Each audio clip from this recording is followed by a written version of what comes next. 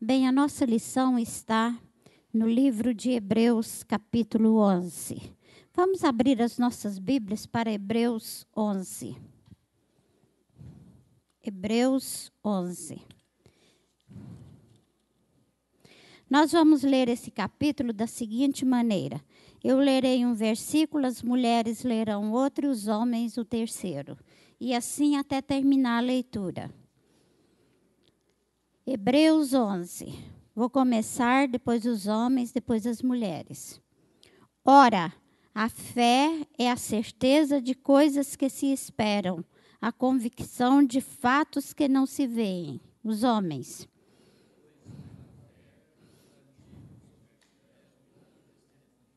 Mulheres.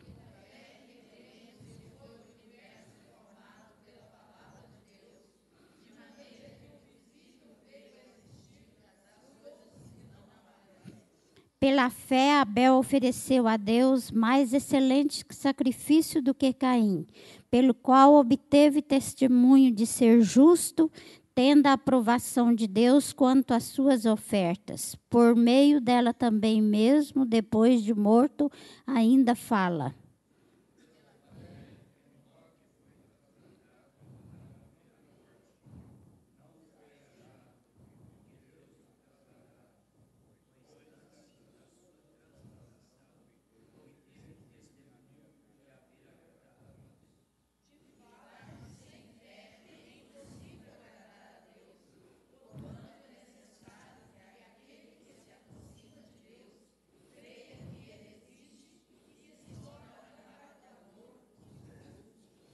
Pela fé, Noé, divinamente instruído acerca de acontecimentos que ainda não se viam, e sendo temente a Deus, aparelhou uma arca para a salvação de sua casa, pela qual condenou o mundo e se tornou herdeiro da justiça que vem da fé.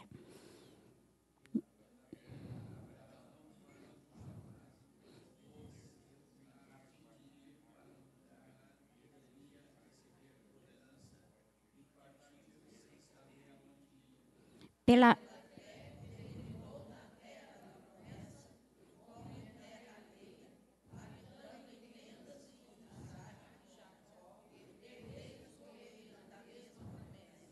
Porque aguardava a cidade que tem fundamentos, da qual Deus é o arquiteto e edificador.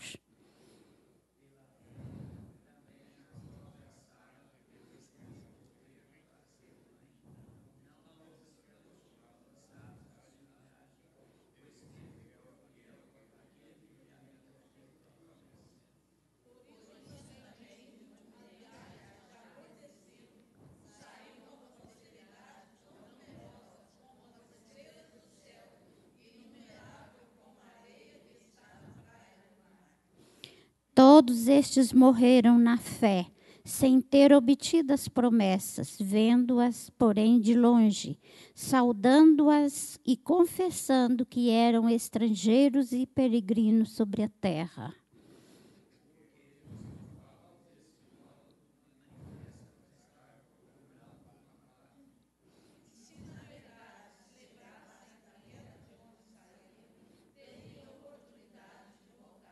Mas agora aspiram uma pátria superior, isto é, celestial. Por isso Deus não se envergonha deles, de ser chamado seu Deus, porquanto lhes preparou uma cidade.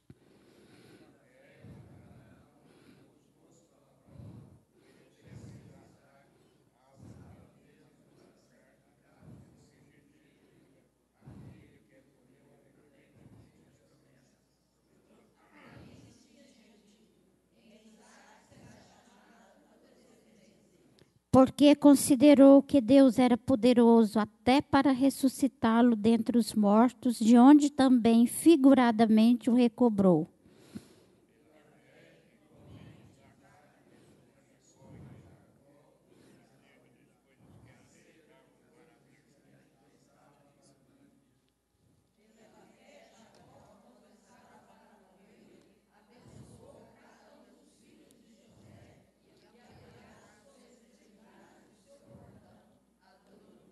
Pela fé, José, próximo do seu fim, fez menção do êxodo dos filhos de Israel, bem como deu ordem quanto aos seus próprios ossos.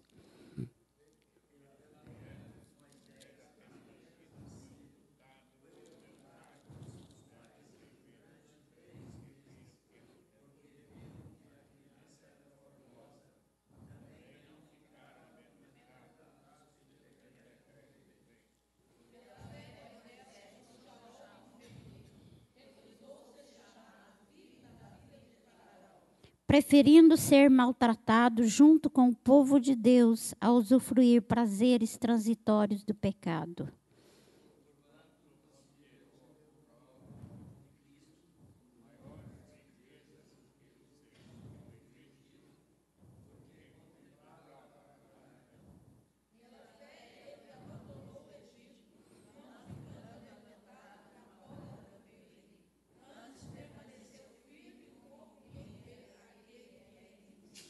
Pela fé celebrou a Páscoa e o derramamento do sangue para que o exterminador não tocasse nos primogênitos dos israelitas.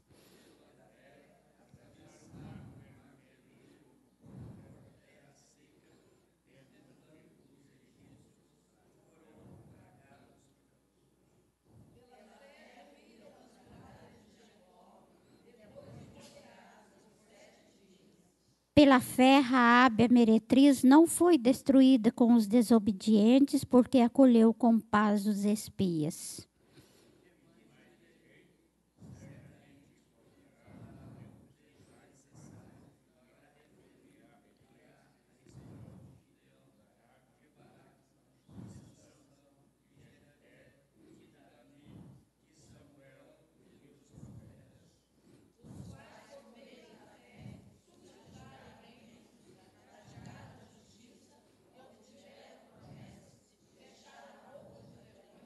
Extinguiram a violência do fogo, escaparam ao fio da espada, da fraqueza tiraram força, fizeram-se poderosos em guerra, puseram em fuga exércitos de estrangeiros.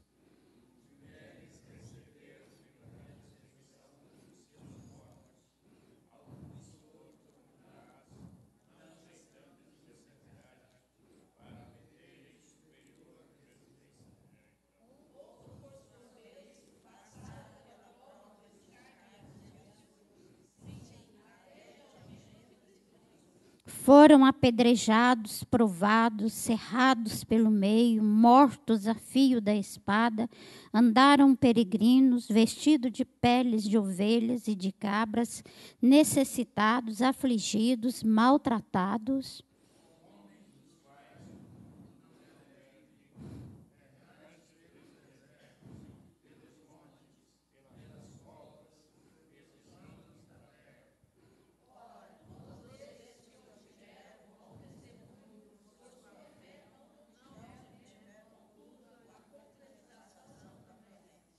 Por haver Deus provido coisa superior a nosso respeito, para que eles sem nós não fossem aperfeiçoados. Amém?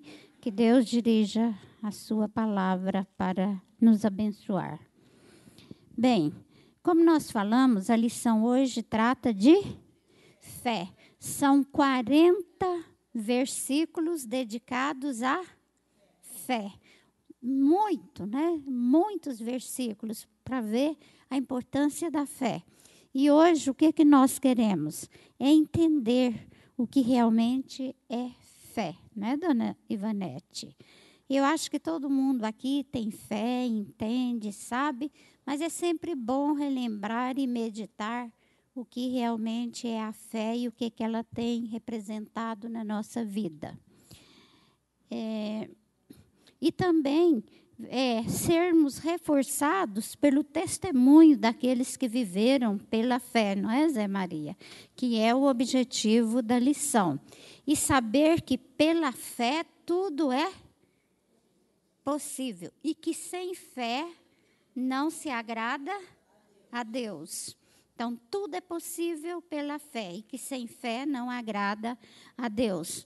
Também nós devemos sentir inspiração na vida desses nossos irmãos que já viveram muito tempo e percorreram a nossa carreira cristã estimulado pelo exemplo deles, como tem hoje na vida também atual, muita gente que é inspiração para nós.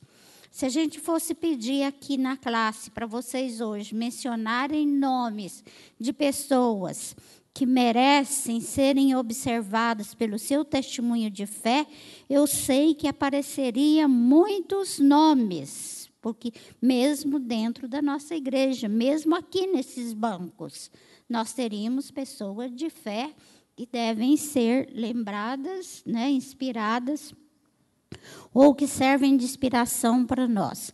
E outra coisa também que eu acho que nós devemos fazer, uma séria avaliação, como nós temos testemunhado a nossa fé. Será que realmente eu tenho vivido pela fé?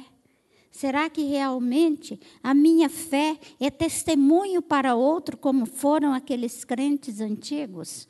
Então, é o momento da gente fazer uma reflexão também. Ou será que minha fé é assim, meio vacilante? Tem hora que eu estou assim fervoroso, tem hora que eu estou numa queda. Então, chegou o momento também da gente fazer essa avaliação, não é, Leonor? Muito bem. O que é fé? No primeiro versículo, nós temos essa resposta. Alguém leia o primeiro versículo de Hebreus 11. A fé é a certeza de coisas que se esperam, a convicção de fatos que não se veem. Exatamente, aí está a resposta. O que é a fé? E nós temos outras versões, que a sua revista até traz aqui para a gente meditar. Tem a versão atual, tem a versão mais antiga do que é fé. Eu tenho aqui a sua revista mesmo, é quem diz, quem quiser acompanhar nos textos aí. Segundo J.B. Phillips, ora, a fé significa que temos confiança, tanto nas coisas que esperamos, e significa ter certeza de coisas que não podemos ver. Pode falar, meu irmão. Agora, a fé é o firme fundamento das coisas que se esperam e a prova das coisas que se não veem. Muito boa versão, né? Nós temos uma outra aqui, ó. Parecida com a que Samuel leu. Ora, a fé é a certeza daquilo que esperamos e a prova das coisas que não vemos. Né? Parecido com o que Samuel leu. Na linguagem de hoje, nós temos: a fé é a certeza de que vamos receber as coisas que esperamos. E a prova de que existe coisa que nós não vemos. E na Bíblia Viva, diz o seguinte: que é fé? É a convicção segura de que alguma coisa que nós queremos vai acontecer. Né? E é a certeza de que nós esperamos, é a certeza de que o que nós esperamos está nos aguardando, ainda que não possamos ver adiante de nós. E são as definições de fé. Né? E é assim mesmo, meus irmãos, fé é isso. Então, veja bem, significa o quê? É aquilo que esperamos, fé é aquilo que esperamos, e a gente não vê. Ora, todo mundo está esperando um dia ir para o céu, não está não? Você já viu o céu? Já viu? Viu como é que é lá? Mas você não espera chegar lá? Eu espero, não é? Mas então nós temos o quê? Fé. Fé de que um dia nós chegaremos lá. Não foi isso que Abraão esperou a vida inteira? Não é? Então, fé é isso. Não é preciso de fatos e fenômenos reais e visíveis para que a gente acredite.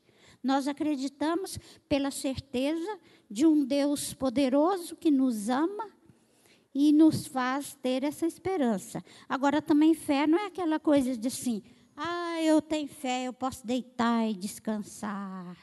Vai acontecer. É isso? Não. Fé é a mola propulsora que gera ação. Não é esperar, eu tenho fé, pronto, então vou deitar. Eu tenho fé que eu vou ficar rico, então vou deitar aqui e o dinheiro vai chegar, montão. Não é não? É isso? Não. Não trabalha para ver, não. Vai passar fome, vai morrer de fome. Não é? Então, fé é isso, é uma mola propulsora que gera ação. Diz que as obras não geram fé, mas a fé gera obras, isso mesmo. Então, a fé é a mãe das obras. Porque se eu tenho fé, eu não quero ficar parado. Ela é uma mola que me impulsiona a ser melhor, a ter esperança, a ter confiança. Está atrelado também à confiança. A crença no Deus verdadeiro que tudo pode. E através da fé, tudo se torna possível. Não é? Quantas pessoas não conseguiram e não conseguem até hoje coisas surpreendentes através da fé? E o primeiro tópico da sua lição é a criação do mundo. Você viu Deus criar o mundo? Viu? Não, mas você leu. Onde? Em Gênesis, na Bíblia, muito bem. Ainda foi mais direto ainda, em Gênesis, não é? Você acredita que foi daquele jeito? Mas você acredita por quê? Ah, você acredita pela fé. Você não viu, mas você tem lá uma expressão muito importante. Deus disse. E você acredita nesse Deus disse. Haja luz e houve luz. Haja separação das águas com a terra. E assim foi criando. Você crê, mas você crê pela fé. Porque se tivesse fenômenos visíveis aí, que a terra foi criada, precisava ter fé? Não, eu estou vendo, para que fé? Então, se a gente vê, não é preciso fé. Está evidente, está latente. Isso, a fé a gente tem que, ela diz que substancia a realidade de Deus. Então, a fé é algo que a gente sente aqui dentro. O vento. Você sente a ação do vento? Como? Como você sente a ação do vento? Né? Ah, ela diz sentindo. Ela fez isso aqui, ó. Ventinho bom, né? Quando está calor, né? Não é? Você sente. Vê as árvores balançando, sente a brisa no seu rosto, sente uma porta que bate, você corre e vai fechar, né, seu Tenezil? Mas você vê o vento? Ninguém vê, mas nós sentimos a sua força, a sua ação, o seu poder, mas ninguém vê. O pensamento, a gente vê? Não, mas eu posso traduzi-lo em quê? Em palavras e ações. É algo que está aqui dentro. E eu traduzo em palavras, né? Ô, meu querido, né? Chamar o senhor de querido, como é bom, né? Estava aqui no meu pensamento. Eu traduzi em palavras, não é? E posso traduzir também em ação. Assim é a fé, algo que está aqui dentro do nosso coração. A gente não vê, mas a gente sente. Sente algo estranho que está aqui dentro, que nos leva, vou ouvir o Senhor, nessa sintonia com Deus. Ela faz-nos sentir Deus perto de nós. Ela faz-nos ter esperança numa vida melhor. Ela nos conduz para uma conduta em direção aos céus. Então, essa coisa que está aqui dentro, que é inexplicável, que é dada por Deus. E quantas pessoas não sofrem por falta de fé, de esperança? O homem que não tem esperança é acabado, é morto. É preciso que haja fé, que haja esperança para a gente se mover. E esperança naquele que tudo pode. Seu Tenezil.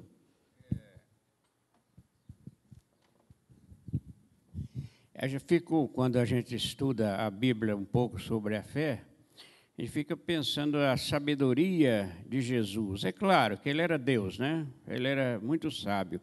Ele usou a menor palavra, que fé, duas letrinhas, né? E usou a menor semente das hortaliças, né? Quando ele disse assim, se tiverdes fé do tamanho de um grão de mostarda. Agora, o grão de mostarda é tão miudinho que eu que já enxergo pouco, é capaz que eu nem não vejo a semente, de tão pequena que é. Né? E ele diz que depois de crescida, ela se torna a maior das hortaliças, né? Então, a fé é assim também. Depois de crescida, ela transporta monte. Né? Se tiverdes fé do tamanho de um grão de mostarda, direis este monte, ergue-te daqui e ele casca fora. Né? Então, isso é uma coisa muito profunda. Né? Agora, eu acredito, nós não temos essa fé de transportar monte, mas não precisa dela. A nossa fé é aquela da certeza da que se espera e convicção nos fatos que não se vê, né? Agora, isso nós temos que ter a certeza, porque na dúvida Deus também não gosta de nós, não. Na dúvida Ele não agrada de nós, não. Nós temos que ter a certeza, mas a certeza dentro do nosso coração mesmo, porque Ele conhece o nosso coração, né? Isso é importante. É muito boa a lembrança, né, do seu Etenezil, da semente, né? Se tiver, precisa ser uma fé, mas pequenininha que seja, ela é válida e poderosa.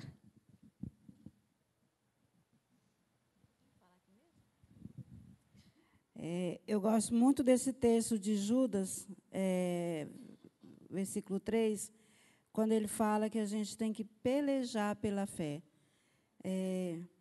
Amados, quando é empregado toda diligência em escrever, vos acerca de nossa comum salvação, foi que senti obrigada a corresponder-me convosco, exortando-vos a batalhar-vos diligentemente pela fé, que uma vez por todas foi entregue aos santos. Quer dizer, nós temos que lutar por ela, pelejar, batalhar, trabalhar pela fé.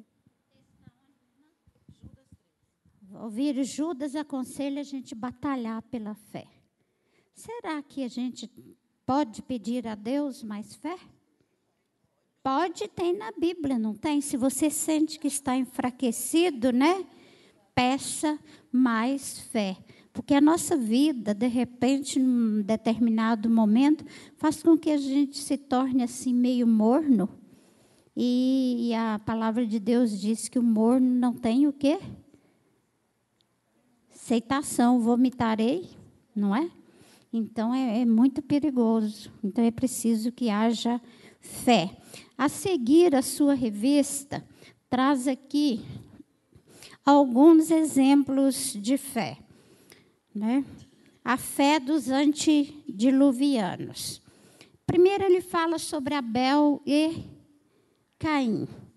Houve ali, isso lá no início, né, da geração humana, houve ali 2 ofertórios. Caim ofereceu algo a Deus e Abel também. Qual oferta que foi aceita, seu João? A de Abel. E tem não há muita explicação na Bíblia por que a de Caim não foi aceita. Mas tem uma palavra que chama a atenção. Porque Abel procedeu bem. Isso significa que na oferta no sacrifício e oferta de Caim, tinha algo que não estava de acordo com a vontade de Deus. Será que o que importava era o conteúdo ali? Um ofereceu o quê? Vocês se lembram na palavra de Deus? O que um ofereceu? Um ofereceu fruto, verdura e o outro? Um animal. Então, algo não estava bem. A Bíblia não se preocupou em relatar o que não estava bem, mas a gente sabe que algo não estava bem. E a oferta aceita foi a de Abel, porque ele fez naturalmente com fé. Quem sabe faltou fé não é? Na oferta, né? Na de Caim, né? Pois é, de repente foi um sacrifício sem fé. E sem fé é impossível agradar a Deus. Então, a oferta de Caim foi rejeitada. Meus irmãos, uma grande lição aqui para nós. Lembrem bem que é impossível ofertar as coisas a Deus sem fé, porque isso não o agrada. Se você pensa em fazer um trabalho para Cristo, só de fachada, não será aceito. É necessário que haja o quê? Fé, amor, consagração. Só aparente Deus não quer nada. Você pode ser um líder dinâmico aqui dentro dessa igreja. Fazer tudo. Pode enganar os outros, os homens. Mas Deus não. E Ele não aceita o trabalho que não é feito com fé, com amor. É preciso que haja amor, como não aceitou o de Caim. Se você quer, então, agradar a Deus, faça com amor, com carinho e com fé. É interessante que lá em Gênesis 4... Obrigada. Lá em Gênesis 4, no versículo 7, fala porque Deus falou com Caim a respeito disso. Disse, se procederes bem, não é certo que serás aceito. Se, todavia, procederes mal, eis que o pecado jaz à porta. O seu desejo será contra ti, mas a ti cumpre dominá-lo. Mas, antes disso, eu achei interessante que foi, no versículo 5 e 6, fala assim, ao passo que de Caim e de sua oferta não se agradou o Senhor. Irou-se, pois, sobremaneira. Caim descaiu-lhe o semblante. Então lhe disse o Senhor, por que andas irado e por que descaiu o teu semblante? Isso é uma realidade na vida até do crente. Porque o homem de Deus, ou o homem que não tem fé, aquele que serve a Deus, mas não tem fé, ele não vive pela fé, porque diz o justo viver pela fé. Então, ele é diferente. Com certeza, quando ele vai cumprir alguma oferta, algum sacrifício, qualquer coisa assim, a respeito na vida espiritual, sem fé, sempre duvidando, o seu semblante realmente é diferente. Não é um semblante alegre, é um semblante descaído. Isso me chamou muita atenção. Viu a contribuição da irmã Vera? Que o homem que não agrada a Deus tem o semblante descaído, não é alegre. Diz que a alegria formoseia o rosto. E é realmente, aquele que não está em contato com Deus, ele é triste. O semblante é descaído. Não há aquela vivacidade do Espírito Santo na sua vida, né? Logo depois de Caim, nós temos uma outra referência aqui. De Caim fica a lição. Quer fazer alguma coisa para Deus, faça bem, com fé, porque senão o seu trabalho, o nosso trabalho não será aceito. Logo a seguir tem uma outra referência aqui, que é a de Enoque. Maravilhosa. Esse não provou a morte. Não sei se morrer, eu não sei se morrer é bom ou ruim, eu não sei, vocês sabem? Não, sabe não. Tem gente que morre sorrindo, tem gente que morre fazendo careta, daí a gente fica na dúvida, né? Se morrer é bom ou ruim, não é, Tiago? Mas Deus poupou Enoque de provar a morte. E pelo quê?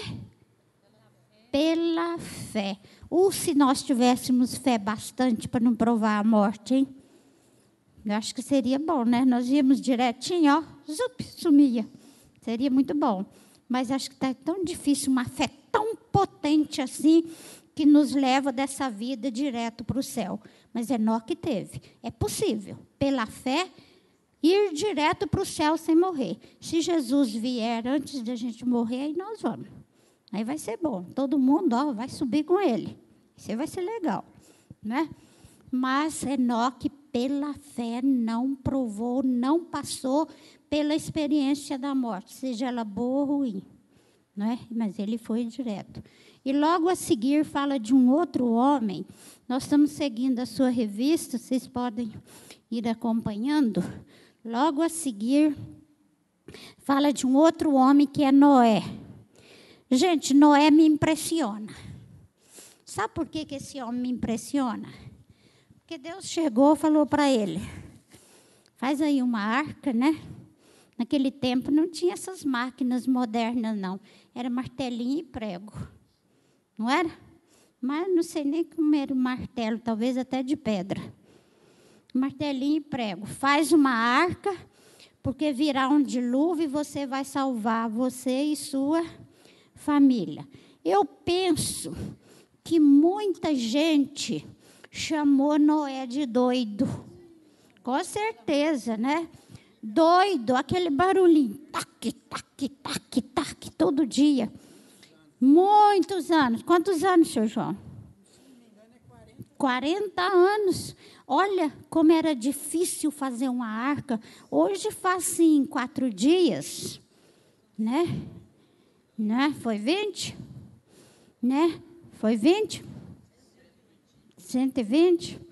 Eu não estou sabendo, não. Para mim era 40. Pois é. E posso falar, puxa, mas aquele velho lá está doido. E ele? Ele não sabia, o dilúvio não tinha chegado. No entanto, ele acreditou pela fé que o dilúvio viria. Apesar de todo mundo falar, Noé, você está doido, não vai chover nada. Que maluquice essa sua, você está caduco, Moisés. Mas ele está lá, pregando o preguinho dele, todo dia. Até a arca ficar pronta. Foi persistente. E aquilo agradou o Senhor. Depois não tinha rio, não tinha nada para falar, o rio vai transbordar, a água do mar vai chegar. Não, ele apenas creu na palavra do Senhor.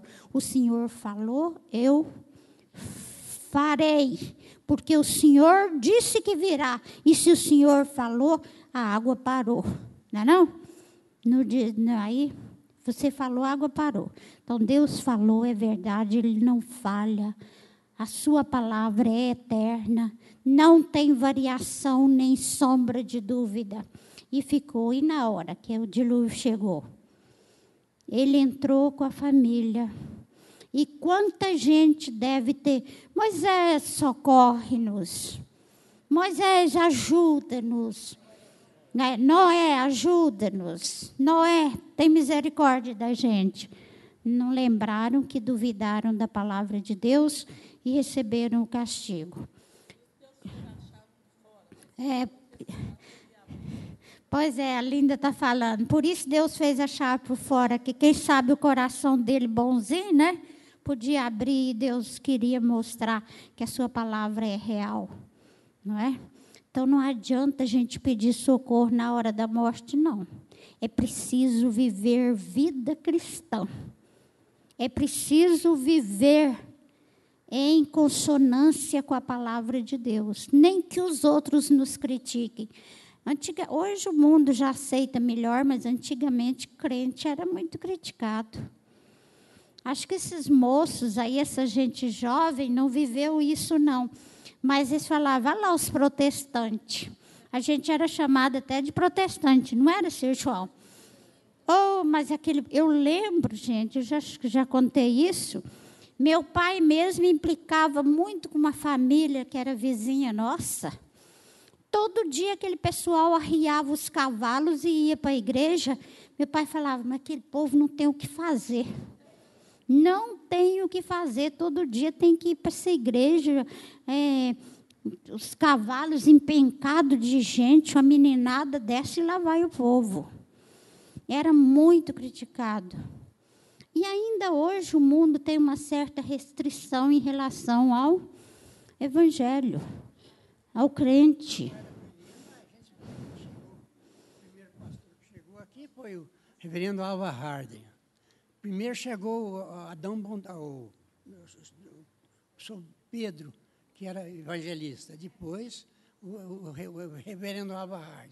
Se a pessoa falava assim, ele é crente. Não, ele é bom porque ele paga bem, mas é enjoado, é crente. Ele é bom, ele pode fazer negócio que ele paga.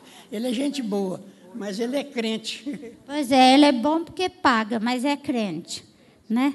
Então, o mundo não via o crente com bons olhos. Hoje há mais liberdade, né? Deus tem concedido essa liberdade para a gente. E o mesmo... Pois é, o mesmo acontecia com Noé, mas Deus o salvou e salvou a sua família, porque foi um homem de fé.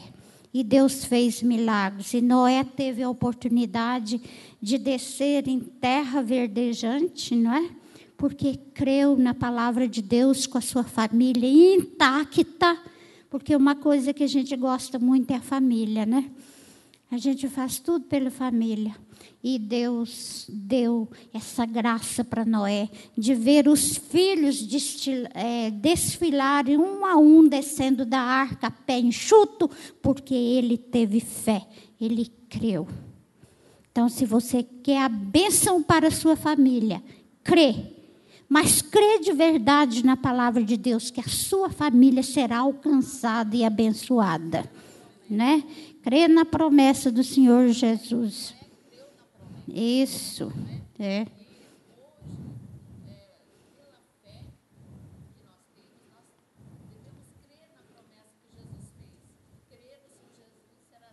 Da tua casa, exatamente.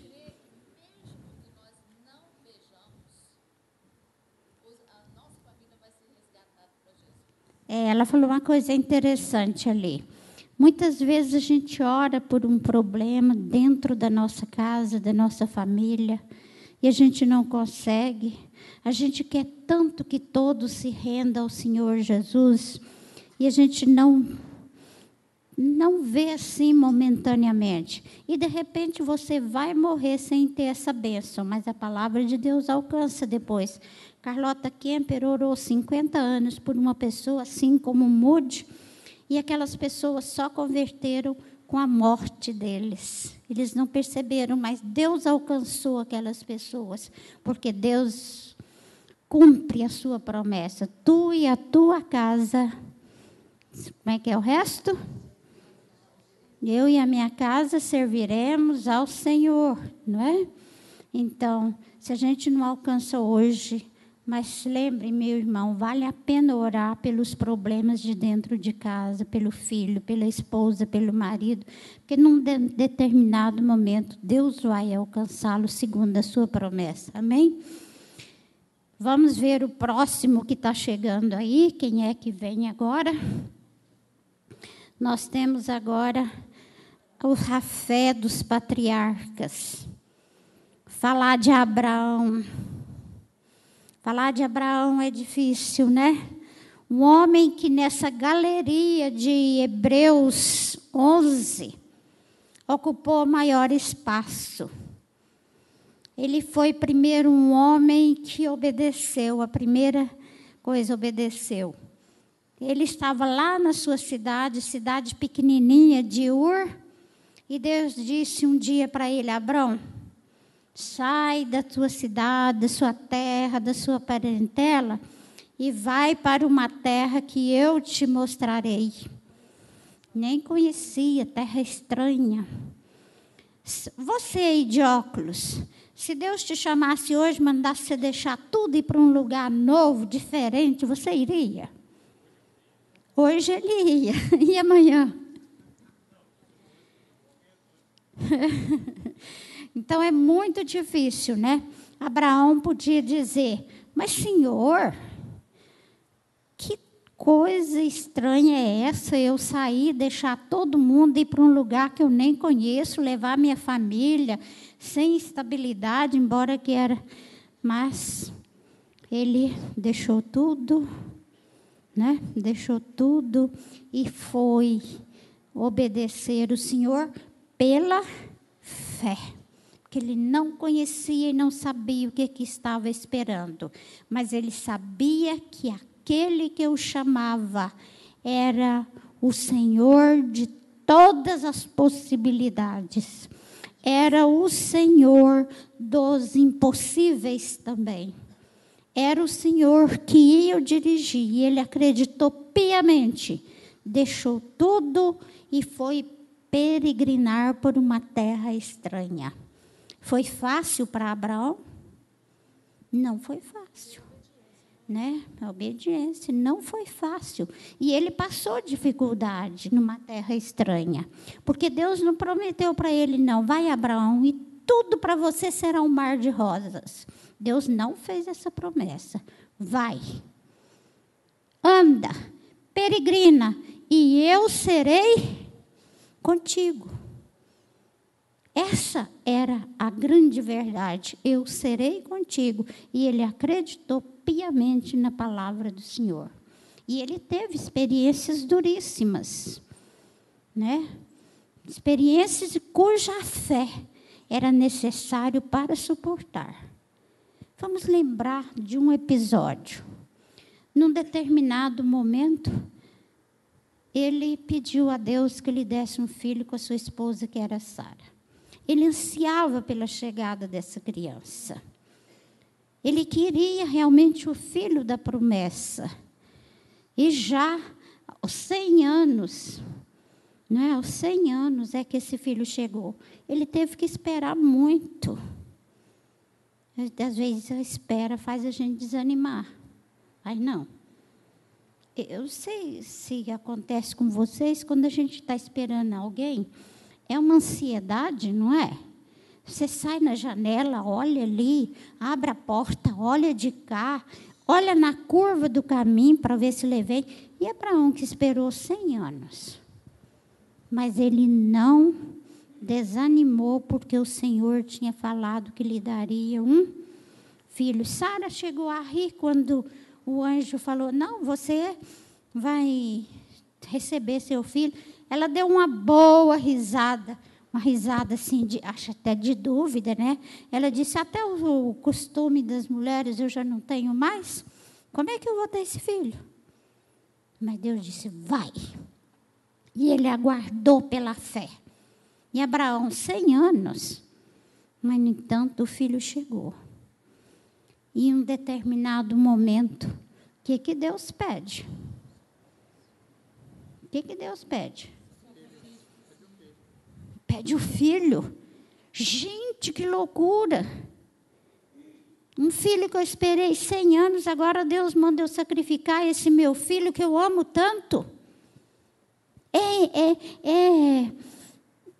Isso é impossível, absurdo.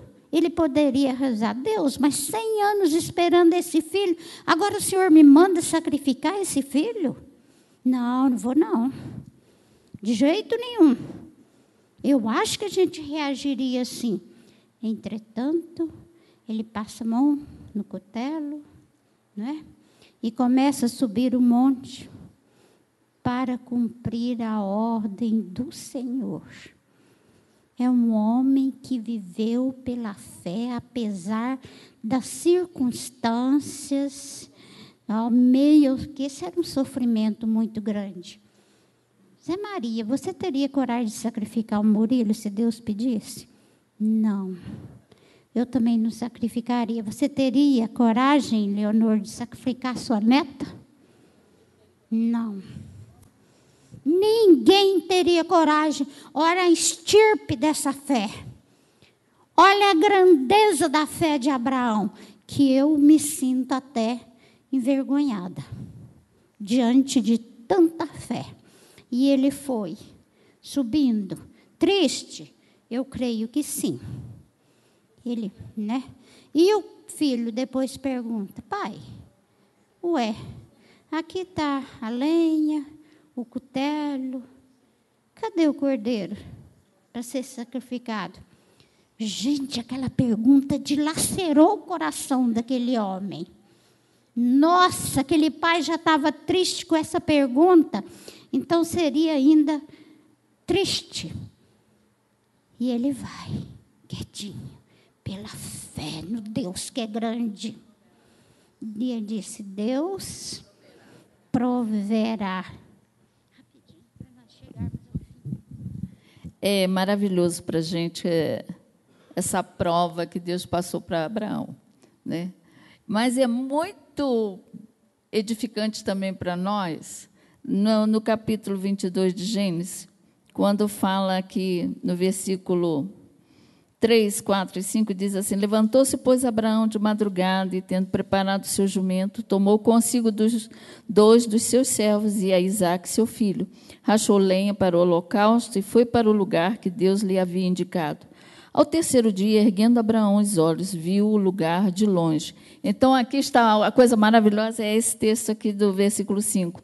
Então disse aos seus servos: esperai aqui com o jumento. Eu e o rapaz iremos até lá, e, havendo adorado, voltaremos para junto de vós. Ele, pela fé, ele creu, obedeceu em meio ao sofrimento, mas ele creu que ele ia voltar com o filho. Isso é maravilhoso, é maravilhoso. Viram, gente? Ficai aqui e nós voltaremos. É fé. Fé. E quando Isaac faz aquela pergunta, ele triste, mas diz: Deus proverá. Olha a grande lição para a nossa vida. Se você está vivendo uma provação, meu irmão, se está difícil, se o seu coração está triste, se você não sabe como resolver, sinta essa mesma experiência de Abraão.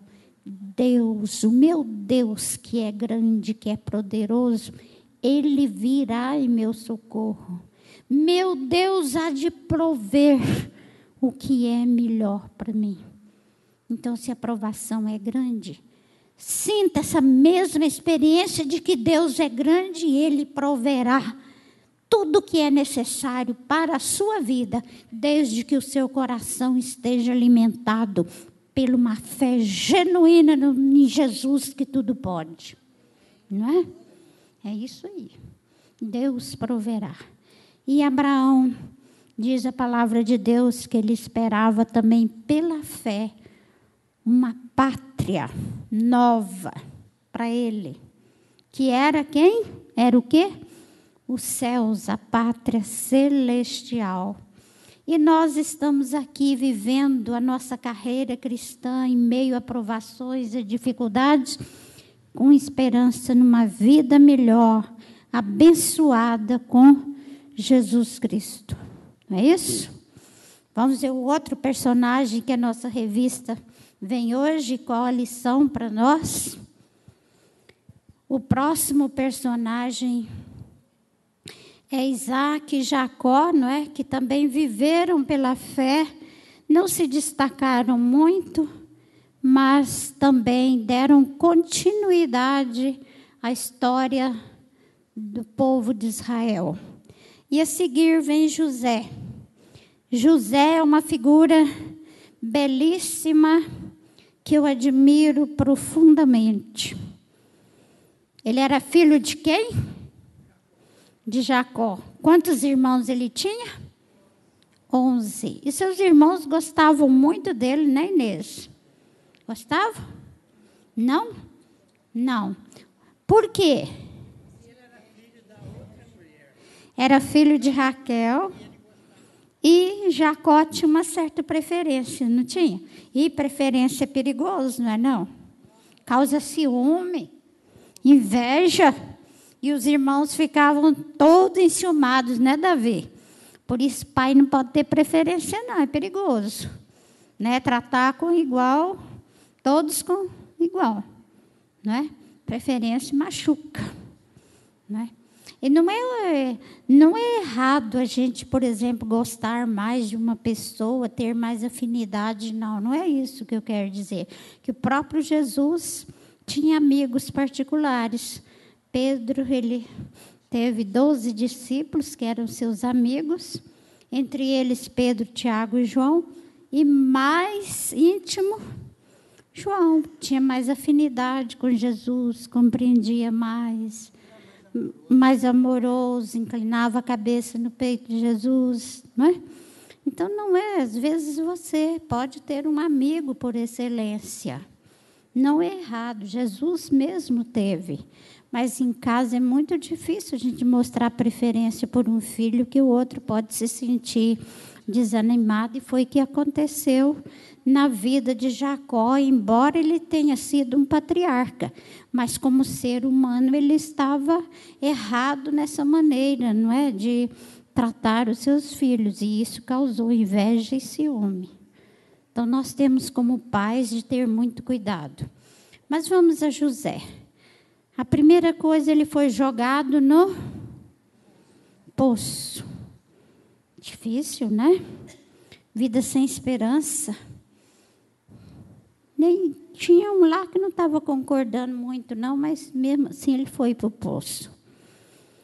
Eu acho que há determinado momento na nossa vida que nós também nos sentimos encurralados e às vezes dentro do poço. Sem esperança. Eu acho que José pensava, e agora? Quem vem me socorrer? Mas ele tinha fé bastante no seu Deus para saber que esse Deus mandaria uma libertação para ele. Então, se você está hoje encurralado, se você se sente hoje dentro do poço, tenha fé bastante, meu irmão. Tenha fé suficiente para saber que Deus vai promover a sua libertação.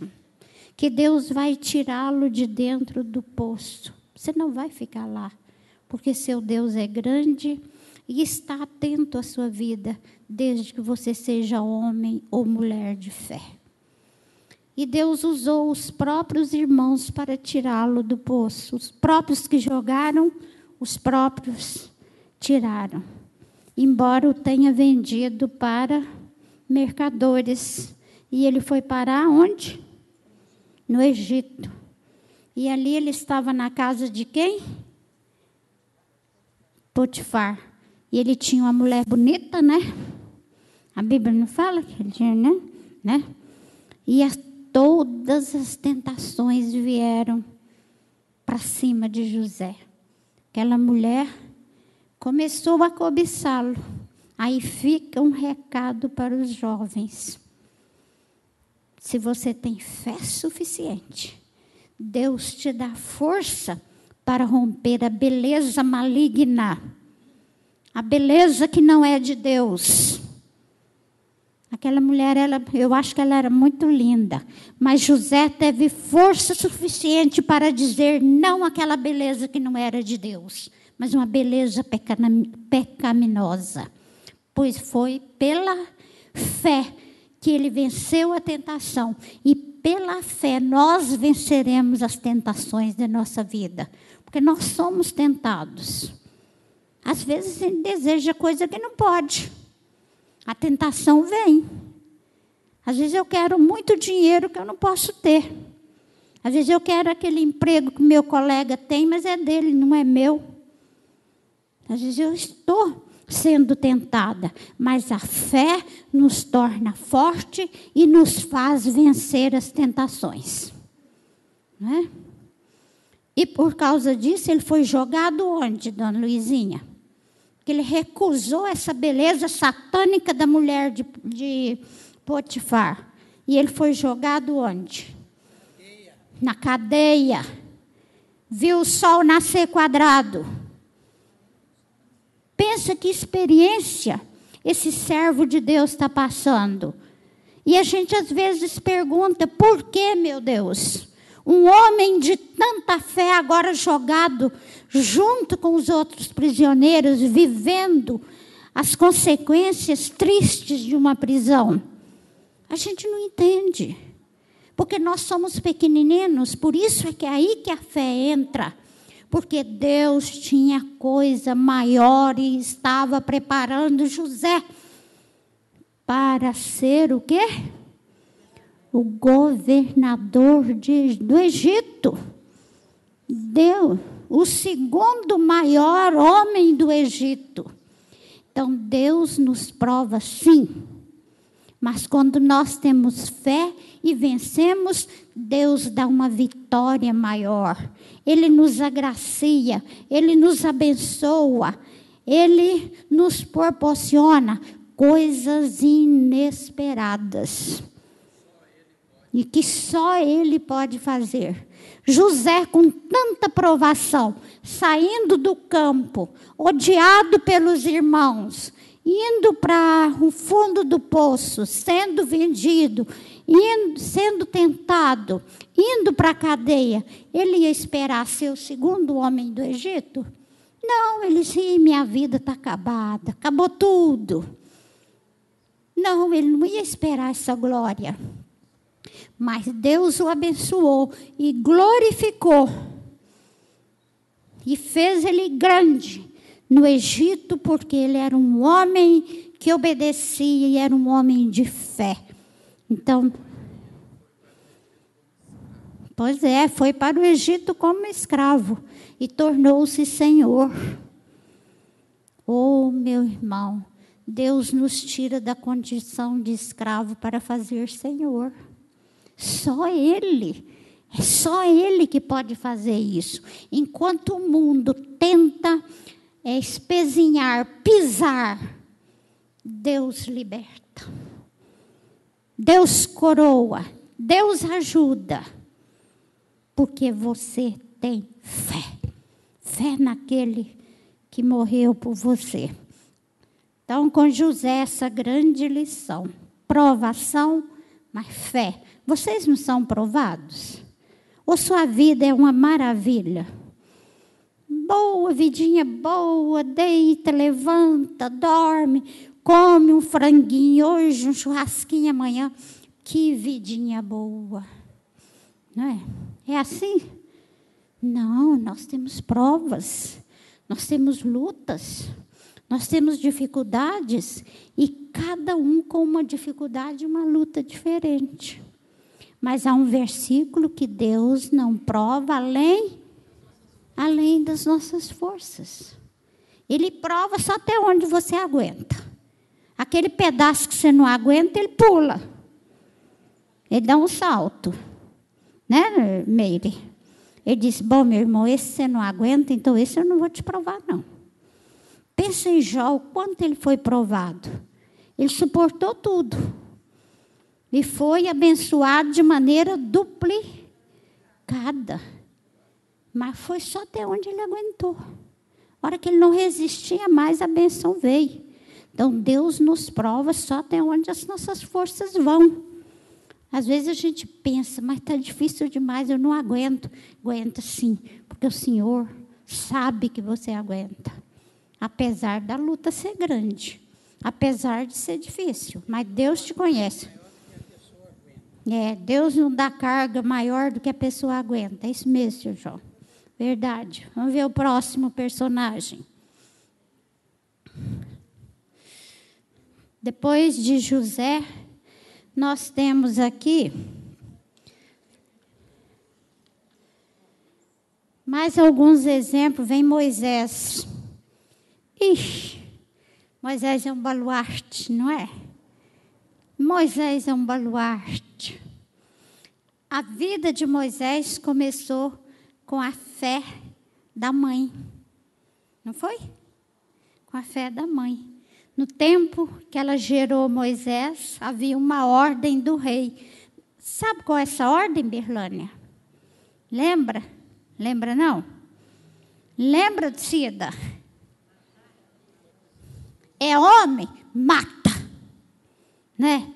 Nós tivemos esse privilégio, né? Nascer mulher naquele tempo era bom demais.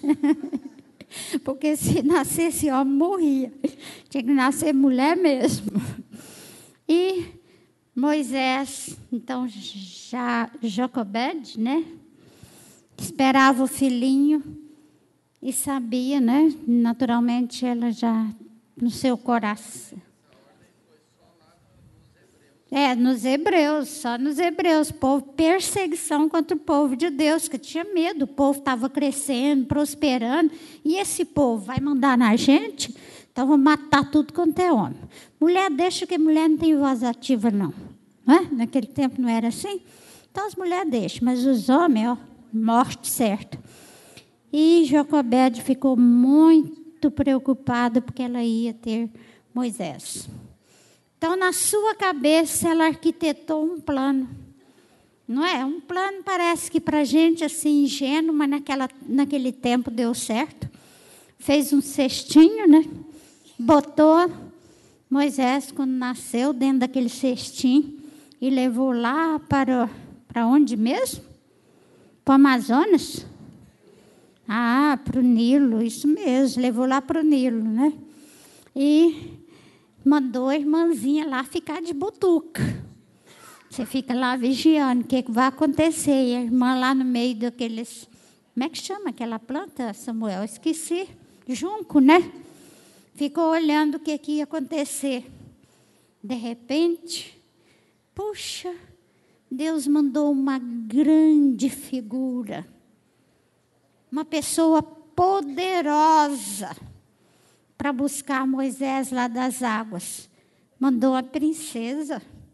Puxa, Deus, além de preparar, ainda prepara uma princesa. Sim.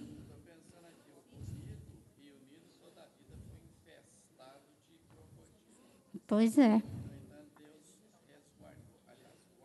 Guardou a vida deles. Moisés está lembrando que o Nilo tinha muito crocodilo e o crocodilo não abocanhou Moisés, não. Né?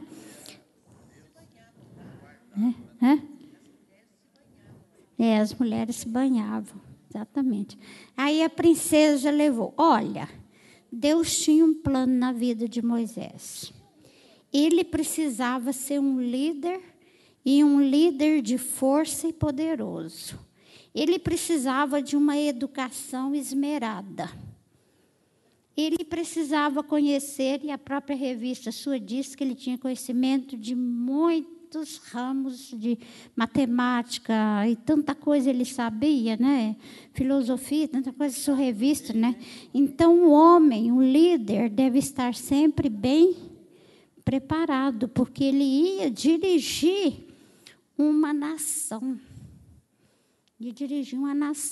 Então, Deus, na sua sabedoria infinita e no seu plano para Moisés, manda a princesa, porque ali ele ia receber a melhor educação do país.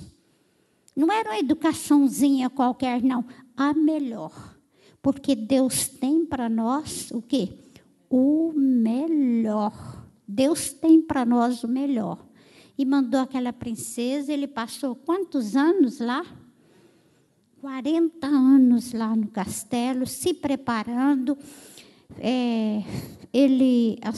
Quem está com a revista aí, leia ligeiramente quais as ciências que ele preparou aí, sabia? Alguém está com a revista aberta? Algumas ciências que a revista menciona que ele estudou. Não, ninguém está com a revista aberta aí? Deixa eu ver a minha. Geometria, poesia, música, filosofia, astronomia e... Olha que homem preparado. Hoje a gente luta para ter 3 formaturas, demora, não é? E ele tinha tudo isso, mas também gastou 40 anos. Mas foi preparadíssimo, que Deus precisava de um líder preparado. E aí está a fé daquela mãe, né, na vida do filho. A fé da mãe operando na vida de Moisés. Então, é muito importante que os pais também tenham fé. E que essa fé atinja toda a família. Fé para mim, fé para minha família, fé no Deus que pode construir a minha família segundo os seus planos. E dali Moisés saiu e foi para o deserto.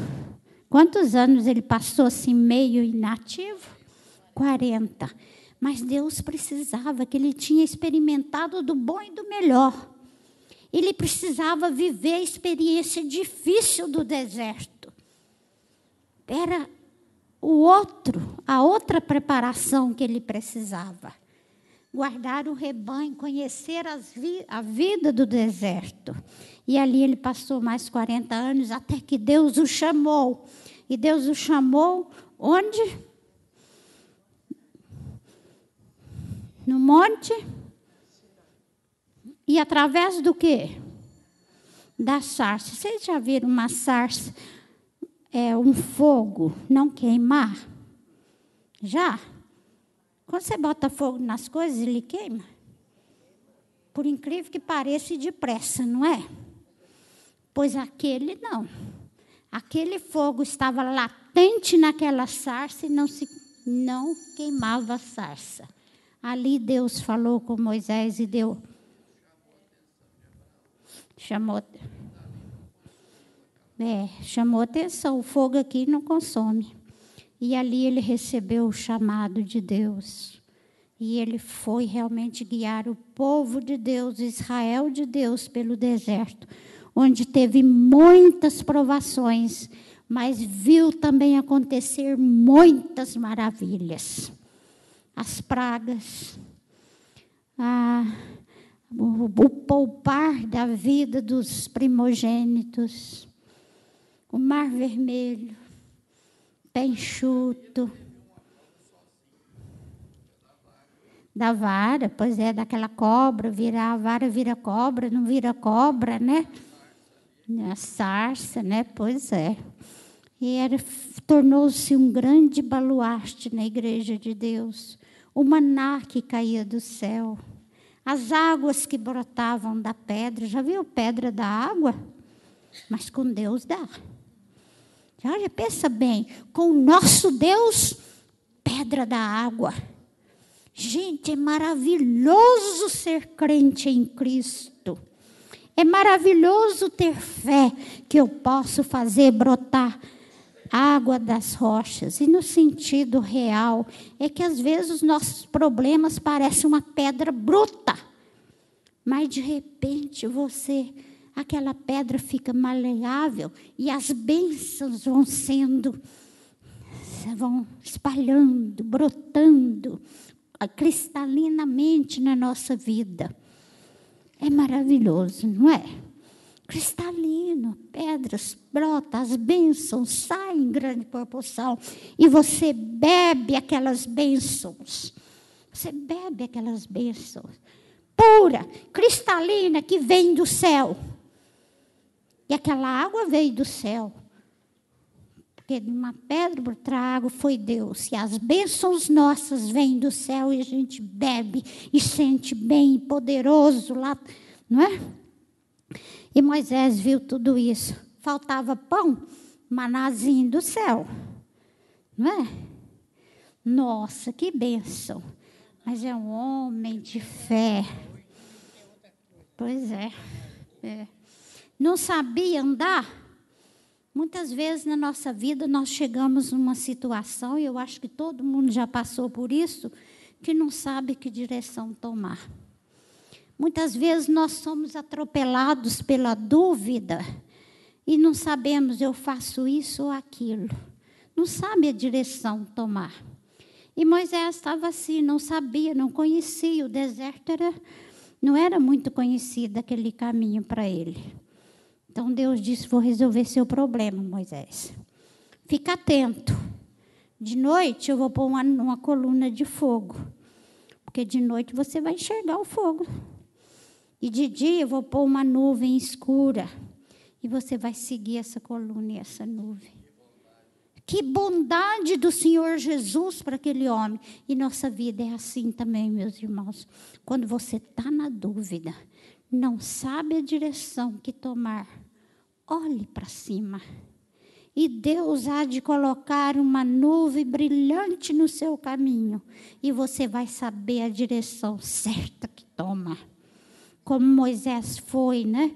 Dirigindo aquele povo com dificuldade, com penura. O povo se revoltava contra ele muitas vezes. Teve um momento que Deus disse que ia tirar a vida do povo e ele orou, Senhor, se for tirar essa vida, risca meu nome do teu livro.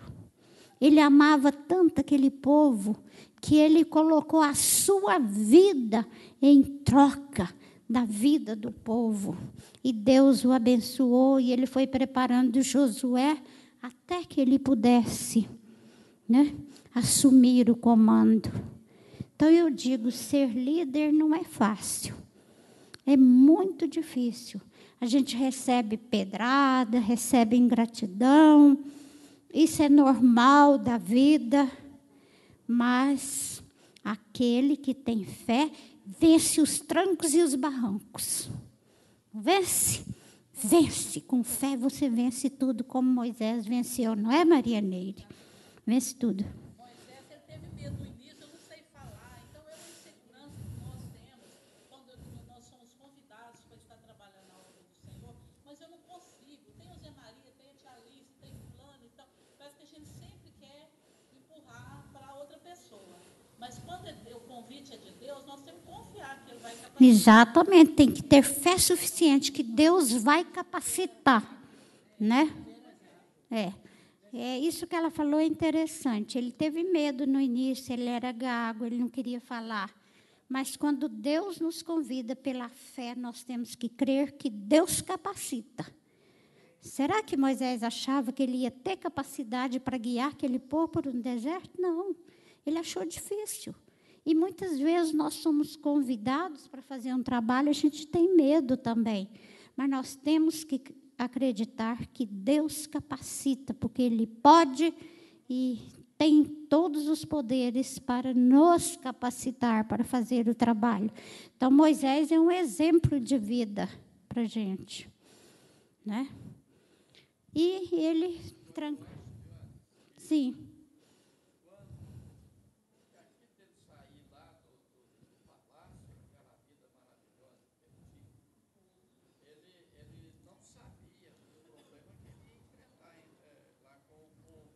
Claro. Sim. Correto. Correto.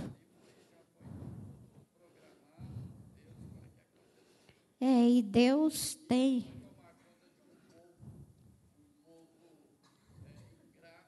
Difícil.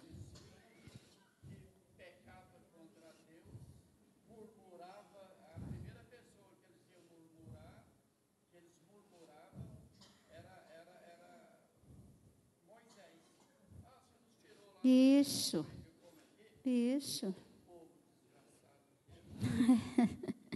Realmente é.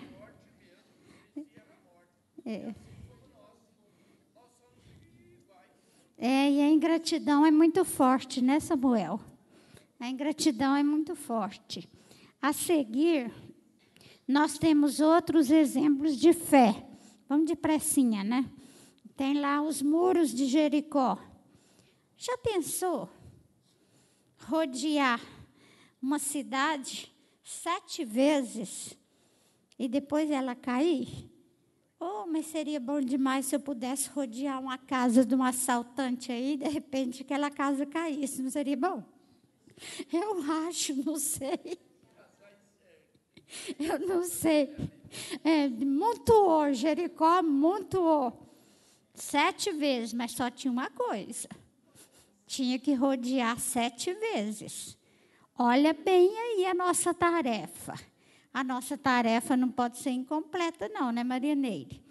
A ordem é para fazer 7 voltas, na 6ª ela não caiu, não. Vocês falam, não, mas isso não vai cair nada, não, vamos parar por aqui. Mas na 7ª, faltou fé. Na 7ª, Jericó caiu. Maravilha e bênção de Deus.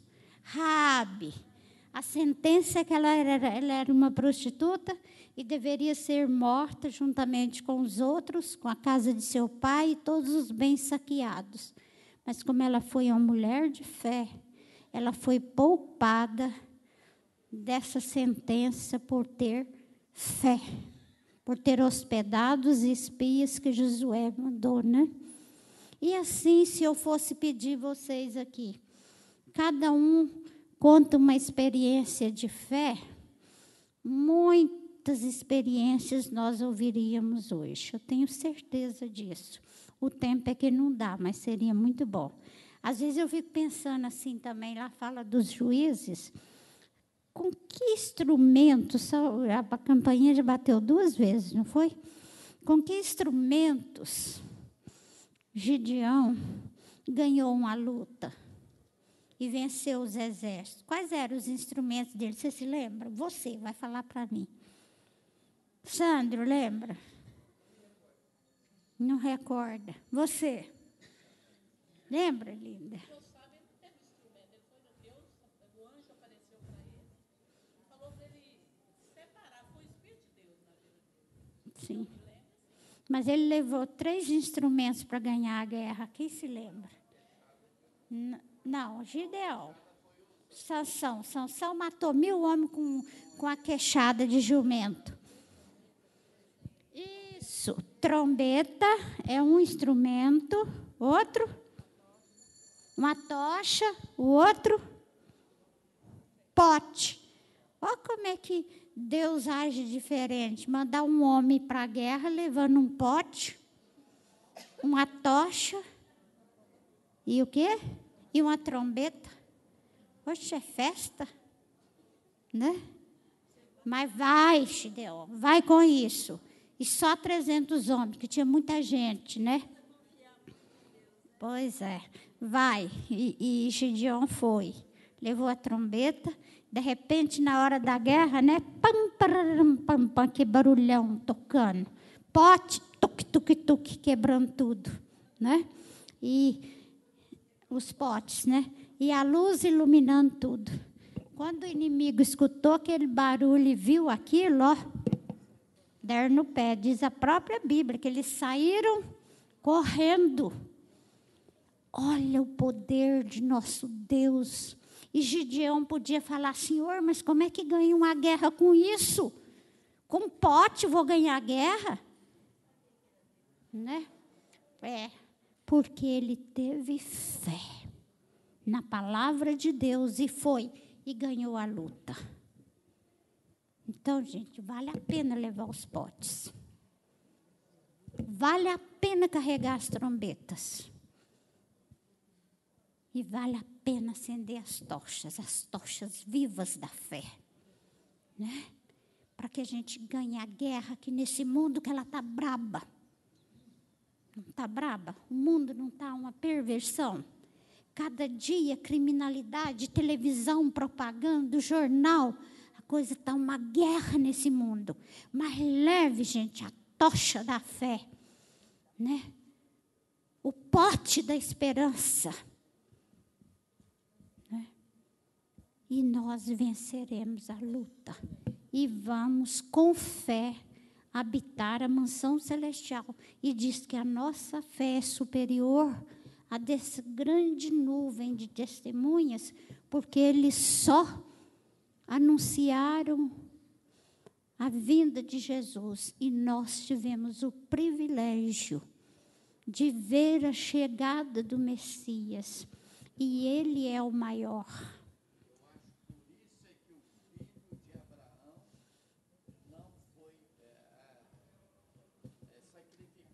Porque é típico, né? Era Jesus, pois é. E nós temos, Jesus veio, morreu por nós e nos assegurando a vitória. Então, nós podemos ser vitoriosos pela fé. E a nossa fé é superior, porque nós vimos o Messias, vimos Jesus e ele já morreu por nós. Os outros só esperavam e nós vimos. Né? Nós percebemos. Gente, fé é uma coisa muito pessoal, mas é muito linda a fé preciosa em Deus, porque ela torna possível as coisas e vai procurando solução, vai destravando todos os embaraços e dando-nos vitória em vitória, e nós vamos andando. Apesar das lutas. E que Deus abençoe essa igreja. Que seja uma igreja de fé. E que ela faça diferença nesta cidade. para a glória do Senhor Jesus. Amém?